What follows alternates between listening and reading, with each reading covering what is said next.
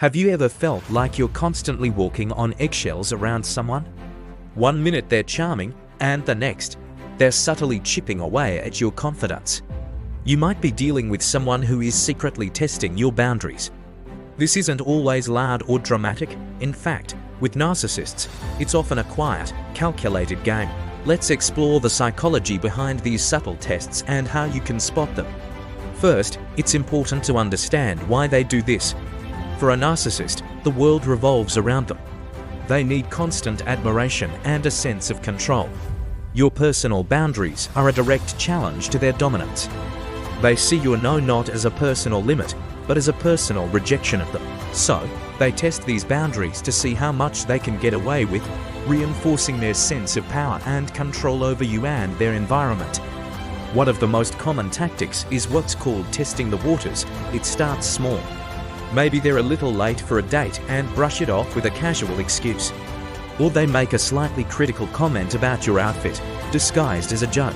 If you don't react or you let it slide, they register that as a green light. It tells them your boundaries are flexible and they can push further next time. This is a gradual process of erosion. They're not knocking down your walls with a sledgehammer. They're taking out one brick at a time, so you barely notice until the whole structure is compromised. Another classic test is the favor. They'll ask for a small favor, something that seems reasonable on the surface. But soon, the requests get bigger and more inconvenient. They might ask to borrow money, use your car, or demand your time at the last minute. The goal here is to create a sense of obligation. If you've said yes before, saying no now feels harder, more confrontational. They're conditioning you to comply, making their needs a priority over your own comfort and well-being. This isn't about mutual support, it's about establishing a pattern where you give and they take. Then there's the emotional boundary test. This is where they play with your feelings. A narcissist might share a very personal, fabricated story of vulnerability early on to make you feel special and trusted. This is called love bombing. It fast-forwards intimacy and makes you lower your guard. Once you're emotionally invested, they start to test your emotional limits.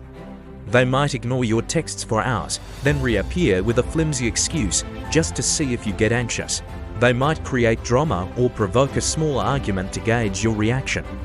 Will you fight back, or will you try to soothe them and keep the peace? Your response tells them exactly how to manipulate your emotions in the future.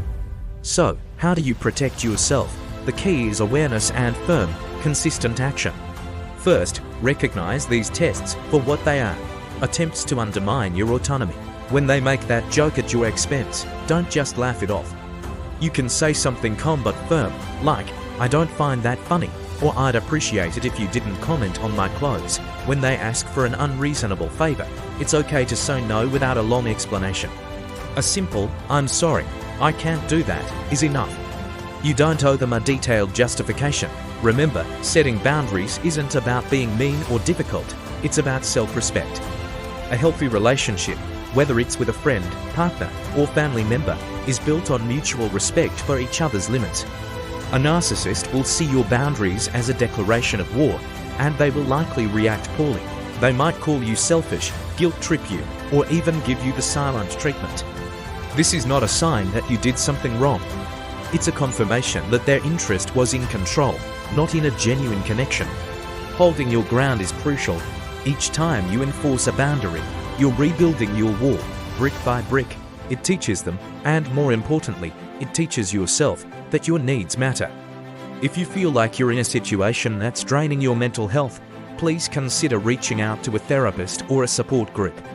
There are people who can help you navigate these complex dynamics.